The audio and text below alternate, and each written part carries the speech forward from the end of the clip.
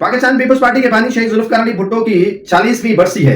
आज काफिले सिंध भर से जाएंगे। पंजाब, खैबर पख्तूनख्वा और बलूचिस्तान से इनफरादी तौर पर लोग तो शरीक होंगे, लेकिन काफिले सिंध से जाएंगे। कहां से बड़े काफिले गए हैं, लेकिन एक बात जो आपके साथ में शेयर करना चाहता हूं वो ये है कि एक बड़ा शहर, पार्टी की क़यादत भी वहां पर, लेकिन अपने बानी के जो बरसी है उसमें बड़ा काफिला नहीं गया। बड़ा काफिला न जाने के वजूहात क्या थी मैं आपको बताऊंगा। पाकिस्तान पीपल्स पार्टी के जो मौजूदा कायद है आसिफ अली जरदारी, उनका ताल्लुक नवाब शाह से है। फरियाद तालपुर, उनका भी ताल्लुक नवाब शाह से है।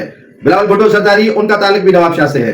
लेकिन नवाब शाह से कोई पीपल्स पार्टी के रहनुमाओं का बड़ा काफिला नहीं गया।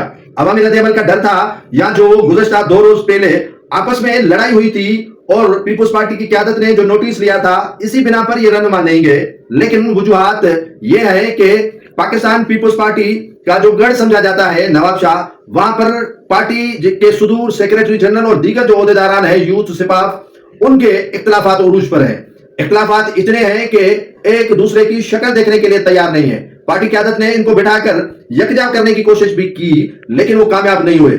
ये अफसोसनाक बात है कि आसिफ अली जरदारी के आबाई डिस्ट्रिक्ट से जो काफिला जाना था गड़ी खुदा बख्श, वो नहीं गया। ये भी कहा जा रहा है कि आसिफ अली जरदारी बीमार है, जिसकी वजह से भी कारकुनान ने दिलचस्पी नहीं ली। लेकिन बात वो नहीं है। आसिफ अली जरदारी को अल्लाह ताला सेहत देगा, वो खुश और सेहतमंद होकर बाहर आएंगे, लेकिन काफिले का इसके साथ ताल्लुक नहीं है। ये इख्तिलाफात हैं जो इन पार्टी रहनुमाओं के दरमियान मौजूद हैं, जिनकी वजह से ये रहनुमा गड़ी खुदा बख्श अपने लीडर को इनफरादी तौर पर सलामी करने जरूर गए, लेकिन कारकुनान को यहीं पर छोड़कर गए हैं।